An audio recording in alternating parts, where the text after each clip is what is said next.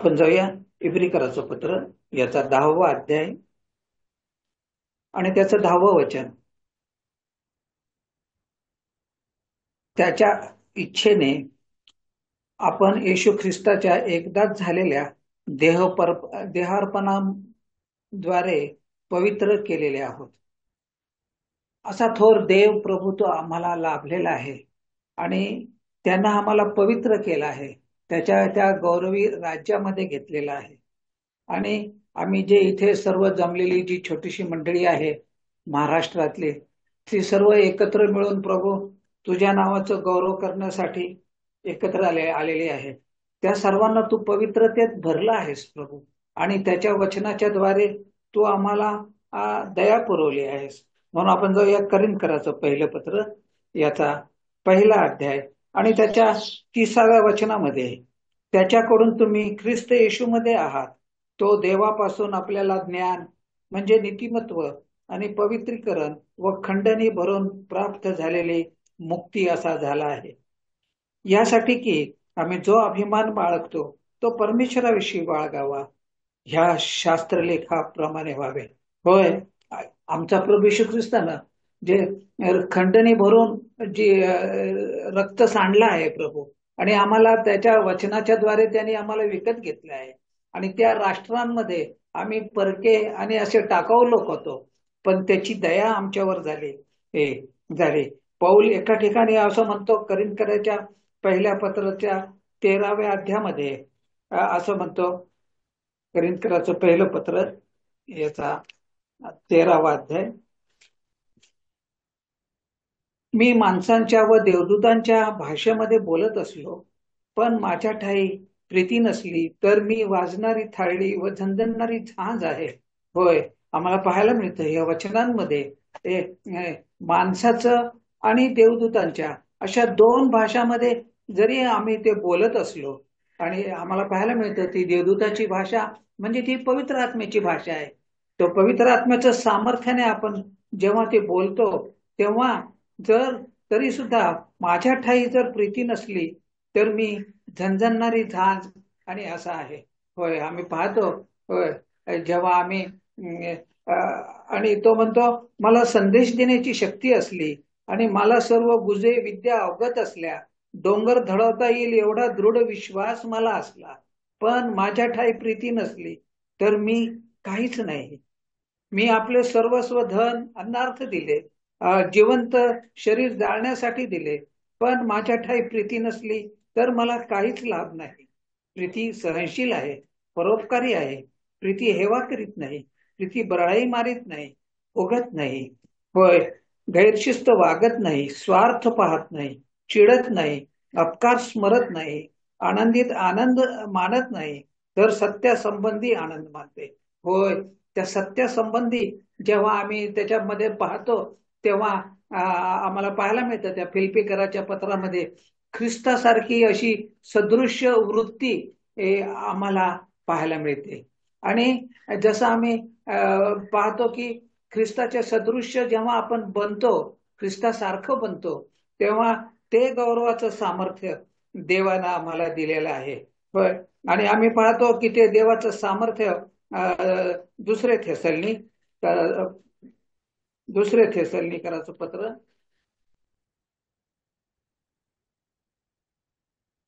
याचा 2रा अध्याय आणि 13व्या वचनापासून.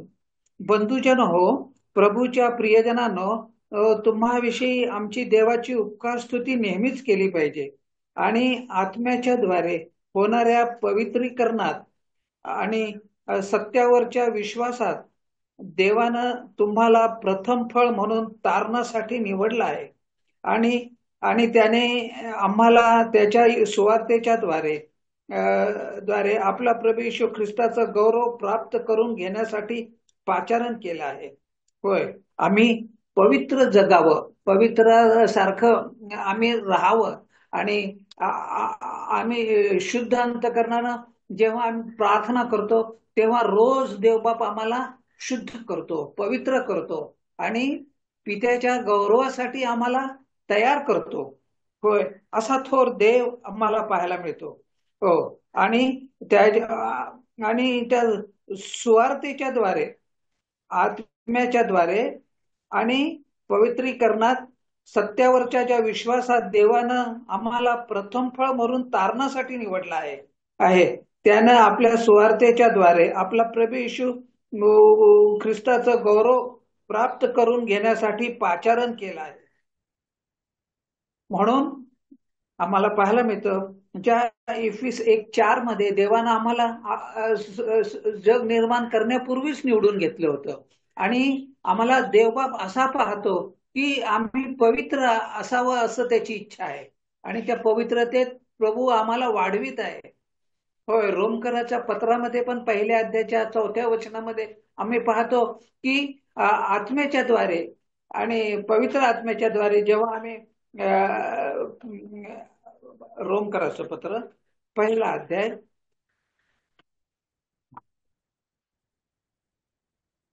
आणि त्याच्या 4थ्या वचनामध्ये पवित्रतेच्या आणि आत्म्याच्या दृष्टीने मृताच्या पुनरुत्थानाच्या पराक्रमाने देवाचा पुत्र निश्चित ठरला आहे. आमचा प्रभू येशू ख्रिस्त त्या काल्वरीच्या क्रूस खांबावरती त्याने आमच्यासाठी प्राण दिला, आम्हाला खंडून घेतलं आणि तो तिसऱ्या दिवशी पुन्हा उठला आणि त्याच्या त्या पवित्रतेमुळे आम्हाला तो देवाचा पुत्र असा निश्चित ठरलाय. होय, आणि तोच पुत्र आम्हाला सदा सर्व काळ आमच्या बरोबर असतो, आमच्या सानिध्यात असतो, आमच्या मंडळीच्या गौरवासाठी प्रभू तो आमचा सहाय्यकर्ता होतोस. होय, असा थोर देव प्रभू आम्हाला पाहायला मिळतो. हो, हो. आणि जेव्हा आम्ही देवाच्या गौरवासाठी सर्व झटतो तेव्हा इब्रिकराचं पत्र 12वा अध्याय आणि त्याच्या 14व्या वचनामध्ये आम्हाला पाहायला मिळतं. इब्रिकराचं पत्र 12वा अध्याय 14व्या वचनामध्ये सर्वांबरोबर शांततेने राहण्याचा व कोणालाही प्रभूला पाहता येत नाही ते पवित्रकरण मिळण्याचा झटून प्रयत्न करा. देवाच्या कृपेला कोणी उणे पडू नये आणि पुष्कळ जण बिघडून जातील आणि कोणतेही कडूपणाचे मूळ अंतःकरित होऊन उपद्रव करणारे होऊ नये, जारकर्मी होऊ नये, ज्यानं एका जीवनासाठी आपलं ज्येष्ठत्व विकलं असा येसावासारखं कोणी अहिक बुद्धीचे होऊ नये म्हणून स्वतःकडे लक्ष द्या.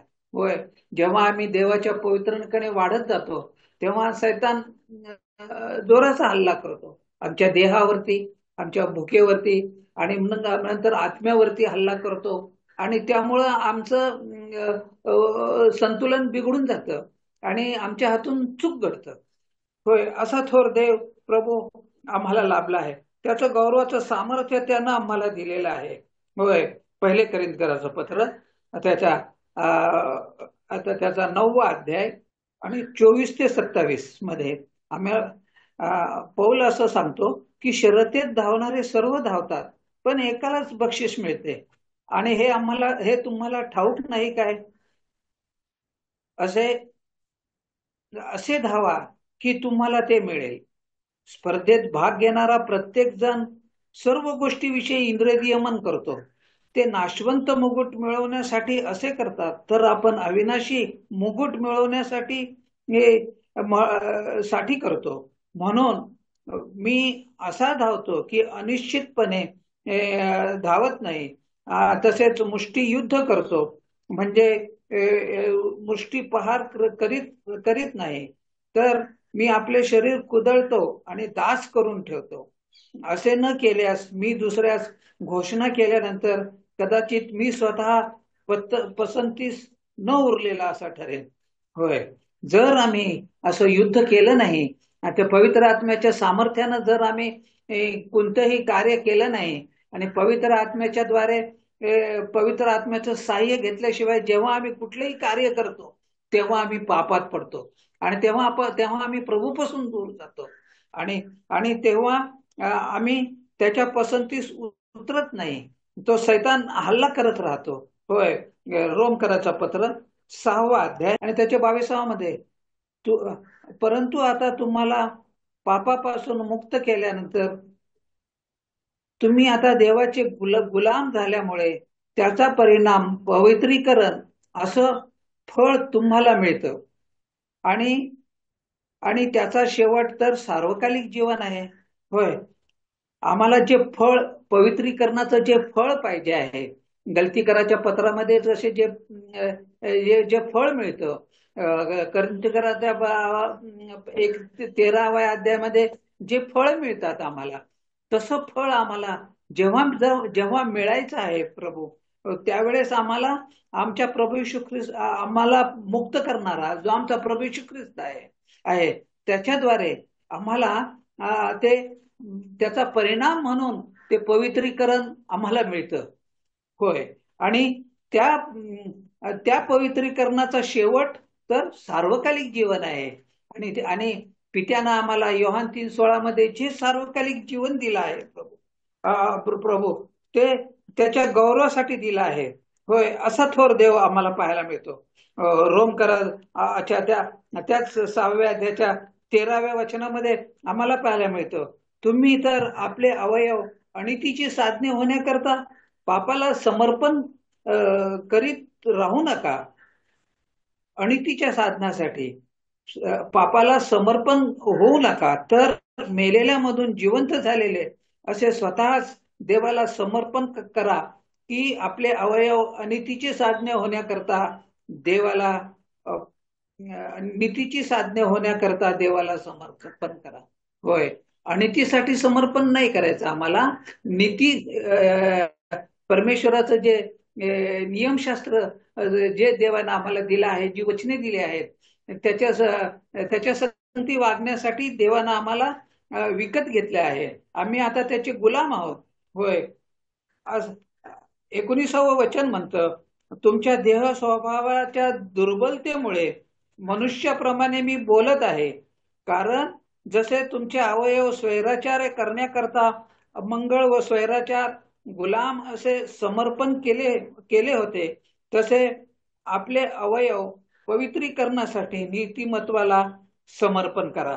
होय, असा थोर देव आम्हाला पाहायला मिळतो. ते अनितीच्या साधनापासून दूर राहून ते आम्हाला पवित्र केलेलं असं आम्हाला पाहायला मिळतं. दुसरे तिमोथेय 3रा अध्याय, दुसरे तिमोथेय 3रा अध्याय आणि त्याच्या 16व्या वचनामध्ये आम्हाला पाहायला मिळतं की यासाठी की देवाचा भक्त पूर्ण होऊन चांगल्या कामासाठी सज्ज व्हावा.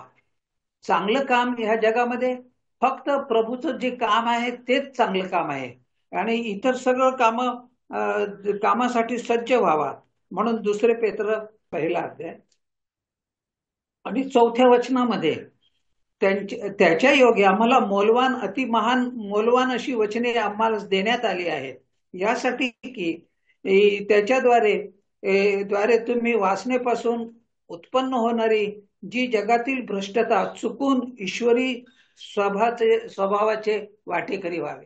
होय, आम्हाला त्या प्रभू येशू ख्रिस्तासारखं आम्हाला रोज आणि रोज प्रभू येशू ख्रिस्त आम्हाला तयार करत आहे पित्याच्यासाठी. आणि रोज जेव्हा आम्ही देवाच्या वचनामध्ये मुळावतो, जेव्हा आम्ही देवाच्या सानिध्यात असतो, तेव्हा आम्ही फार पवित्र असतो. आणि पण जगामध्ये गेलो की आम्ही विसरून जातो आणि आम्ही चुकून त्या सैतानाच्या हातामध्ये सापडतो.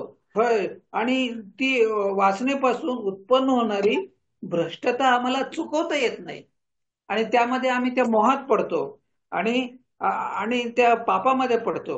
होय, आणि म्हणून तो म्हणतो, याच कारणास्तव होईल तितका प्रयत्न करून विश्वासात सुभक्तेची, सात्विकतेत ज्ञानाची, आणि ज्ञानात इंद्रिय दमनाची, आणि धीराची, सुभक्तीत बंधुप्रेमाची, प्रीतीत भर घाला. मत्तयाचं पुस्तक 17वा अध्याय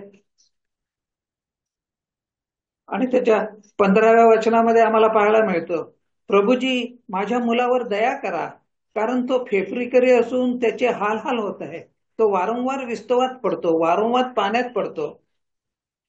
होय, जेव्हा आम्ही प्रभूकडे येतो आणि त्याच्या चरणाजवळ प्रार्थना करतो, आणि ते गौरवाचं सामर्थ्य आम्हाला परमेश्वराच्या द्वारे प्रगट होतं, आणि त्याच्याद्वारे आम्ही ती भ्रष्टता चुकून देवाच्या राज्याच्या गौरवासाठी तयार व्हायचं आहे प्रभू. होय, असा थोर देव आम्हाला आम्हाला लाभलेला आहे आणि त्याचं सामर्थ्य तो आम्हाला देतो आहोत. कलसेकराचं पत्र याचा पहिला अध्याय 9 आणि 10 वचनामध्ये आम्हाला पाहायला मिळतं. यावरून आम्ही ऐकलेल्या दिवसापासून खंड पडू न देता प्रार्थना करून मागतो आणि सर्व आध्यात्मिक ज्ञान बुद्धी तुम्हाला त्याच्या इच्छेप्रमाणे पूर्ण ज्ञानाने भरले जावे. होय, जेव्हा आम्ही प्रार्थना करतो म्हणजे कुणीतरी आमच्या संगतीसाठी प्रार्थना करत असतं आणि ती प्रार्थनेची शक्ती आम्हाला उचलून धरते आणि एवढ्यासाठीच उचलून धरते की आम्ही ज्ञान म्हणजे जे ख्रिस्त आणि जी बुद्धी आहे, आमचा जो समंजसपणा आहे, त्याच्या इच्छेशिवाय पूर्ण ज्ञानाने भरले जाऊ. आणि हेतू हा आहे की अशा प्रकारे प्रभूला संतोषवण्यासाठी त्याला शोभेल असं वागावं, म्हणजे प्रत्येक सहकार्याचे फळ द्यावे आणि देवाच्या पूर्ण ज्ञानाने समृद्ध व्हावे. होय, असं जे सामर्थ्य देवानं आम्हाला दिलं आहे, देवाच्या ज्ञानात पूर्णपणे आम्ही चालावं अशी देवाची इच्छा आहे. आणि आणि देव आम्हाला त्या पवित्र करण्यामध्ये तो नेत आहे प्रभू, आणि त्याच्याद्वारे तो आम्हाला घडवत आहे. म्हणून आपण पहिले थेसलनी त्याचा 5वा अध्याय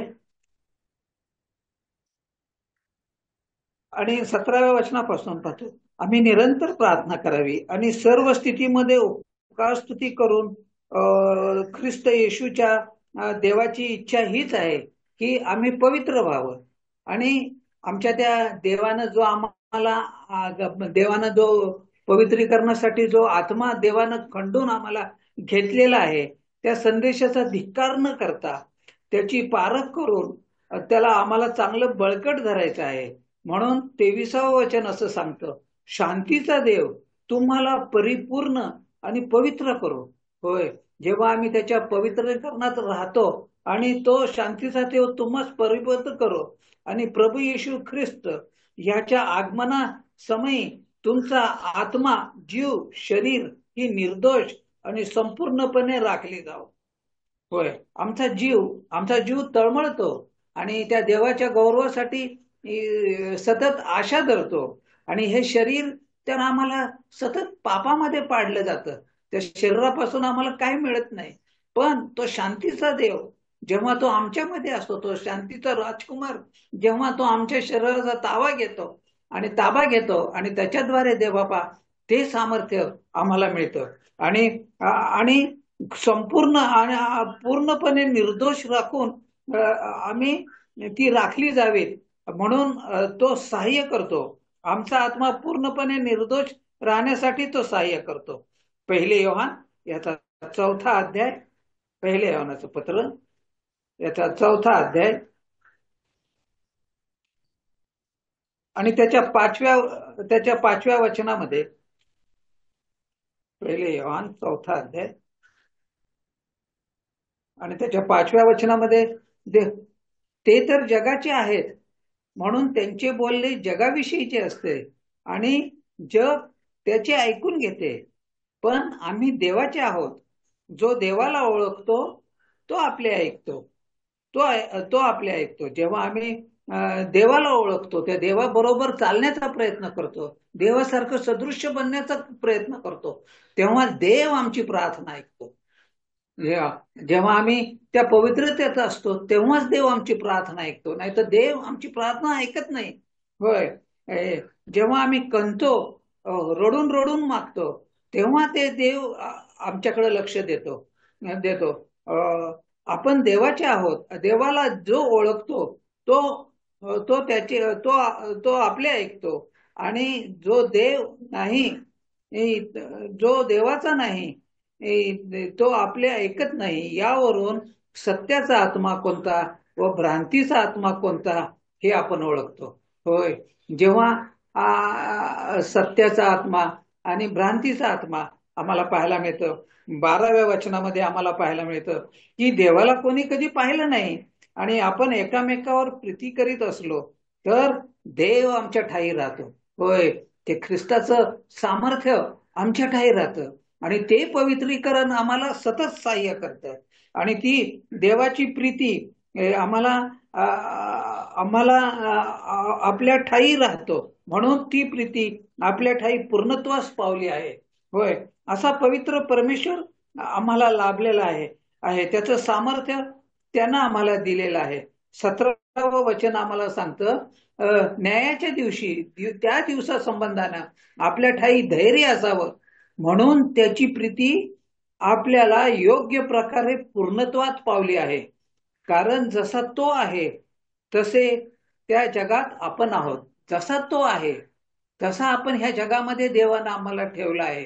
एवढ्यासाठीच त्यानं आम्हाला निवडलंय, खंडणी भरून एवढ्यासाठीच निवडलंय की आम्ही आमचं शरीर मन पवित्रकरणामध्ये जावं. जेव्हा आमचा प्रभू येशू ख्रिस्त तो म्हणतो की तुम्ही आत्म्याने जन्मल्याशिवाय तुम्हाला काही मिळत नाही. होय, आणि तेव्हा आम्ही त्या शरीराचं, आम्ही त्या ख्रिस्ताचे वाटेकरी आम्ही सर्वजण झाले आहोत. आणि जर आपल्याला त्या पवित्रीकरणात आपण जर वाढलो आणि त्या पवित्रतेत राहिलो तर देव आम्हाला तो सहाय्य करतो. त्याचं सामर्थ्य आमच्यामध्ये राहतं आणि त्याच्या त्या कृपेच्या सहकार्यामुळे आम्हाला पाहायला मिळतं. गलती 3:20 प्रमाणे आम्हाला पाहायला मिळतं की लागणारं असं सामर्थ्य दिलंय, म्हणून आम्ही त्याच्या पवित्रतेत वाढत जाऊया. आणि असा थोर पवित्र प्रभू आम्हाला लाभलेला आहे, म्हणून आपण त्याची येण्याची पाठ पाहूया. आणि पहिले योहान याचा 3रा अध्याय आणि 2रं वचन, जो आमचा प्रभू ख्रिस्त येणार आहे आणि तो आम्हाला घेऊन जाणार आहे, ती गौरवाची आशा आम्हाला दिली, म्हणून आम्ही त्याला धन्यवाद देत ही लहानशी पवित्रकरण आम्हाकडून देवाने घडून आणावं म्हणून सतत प्रार्थनेत राहूया आणि त्या प्रभू येशू ख्रिस्ताचं गौरव करूया. आमेन.